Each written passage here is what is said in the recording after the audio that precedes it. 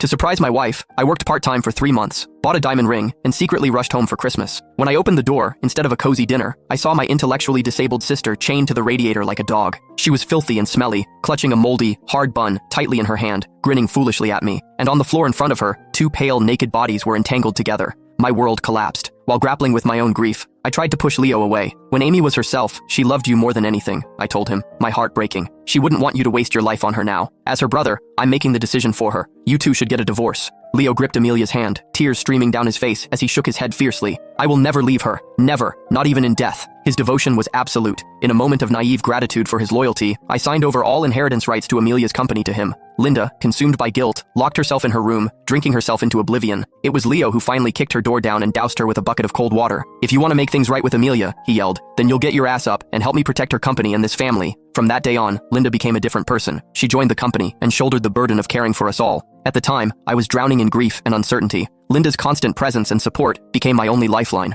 We got married, and by my sister's hospital bed, she swore she would take care of me for the rest of her life, just as Amelia would have wanted. Linda's phone rang, pulling me from the depths of my memories. Leo, as if desperate to escape the past, suddenly became talkative. Don't be mad at Linda, he said, a smug tone creeping into his voice. She's the CEO of a publicly traded company now. She's a very busy woman. He rolled up his sleeve, deliberately flashing a limited edition vintage watch. She got this for me last month for my birthday. Flew to an auction in Paris to get it. Linda ended her call. What are you two talking about? Leo took her hand, his touch sickeningly affectionate. I was just saying, Paul's clothes look a little worn. I'll pick out a few of my old suits for him later. My voice was devoid of all emotion. Don't bother. I wouldn't want anything you've touched. Leo's face turned ugly. What's that supposed to mean? I met his gaze directly.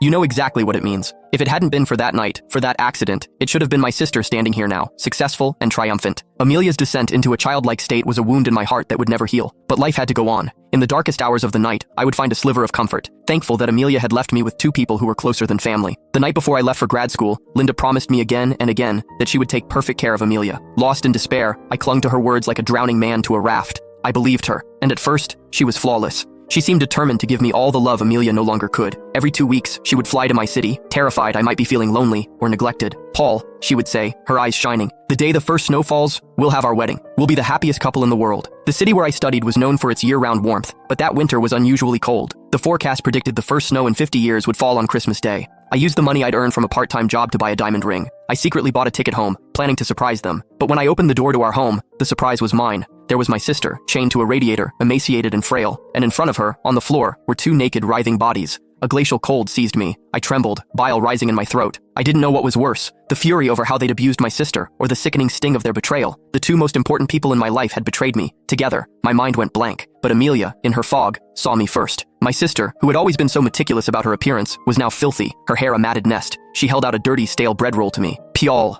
Eat. The tears I'd been holding back for months finally broke free. I lunged forward, a guttural roar ripping from my chest, and swung my fist at Leo's face with all my strength. He shrieked, scrambling to his knees before me. Paul, I know I've wronged you. I've wronged Amy, but I'm not even 30 yet. I can't spend the rest of my life tied to an invalid. But I had offered him his freedom. He was the one who had sworn he would never leave her. Did he think he could have it all? Linda and we're in love, he stammered. I won't challenge your position as her husband, I swear. I'll take good care of your sister, I promise.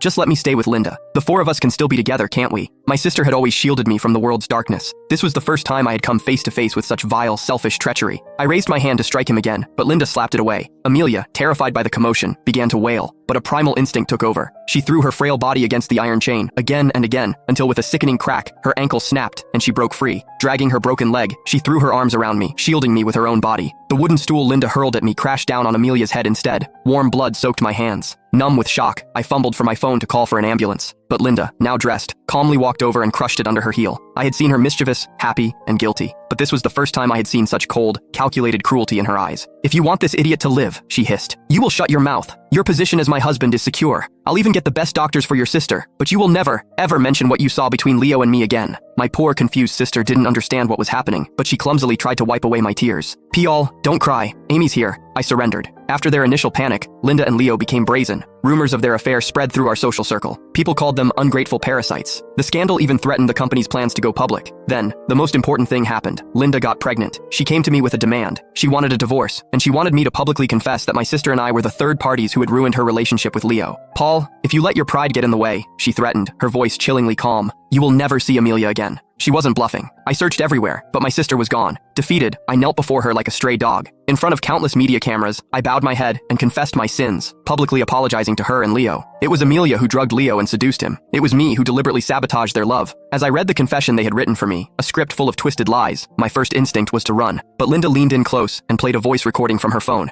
It was Amelia, her voice weak and slurred. "P.all. So cold." I bit down so hard I thought my teeth would crack, and I read every last word. The crowd stared at me with contempt, disgust, and morbid curiosity. I don't know how I left that press conference. All I wanted was to see my sister, to know she was safe. But a nurse at the care facility told me that Amelia had seen the video of me kneeling. She had become agitated, demanding to go find me, and had slipped away. The next time I saw my sister, she was a cold, lifeless body in the morgue. She was covered in filth, her body broken. Clutched in her hand was a crumpled paper airplane, a toy I had loved as a child. I beat the homeless men who had assaulted her until they were bloody, but it didn't change anything. I would never hear her call my name again. I held her body and sobbed until I had nothing left. Meanwhile, my phone lit up with headlines celebrating the fairy tale romance of tech world darlings Linda and Leo. How could I not hate them? I arranged my sister's funeral alone. With a fruit knife tucked in my pocket, I went to their company's IPO ceremony, ready to take them down with me. I burst in, but I was too naive. Before I could even get close, security guards had me pinned to the floor. In front of all the cameras, I screamed the truth, crying out about their shamelessness, hoping to ruin them. But I was no match for them. "He's suffering from a mental breakdown due to his sister's passing," Linda announced calmly to the press. "We are so sorry for the disturbance. I promise, we will ensure he never has the opportunity to harm anyone again." They had all the power and resources they needed to crush a powerless orphan like me. I was charged with assault and sent to prison. When I was released 2 years later, the world had moved on. Linda was the revered CEO of a major tech corporation. I couldn't even get past the front gate of her company campus, let alone get my revenge. Linda opened her mouth to say something, but my phone rang. "Paul,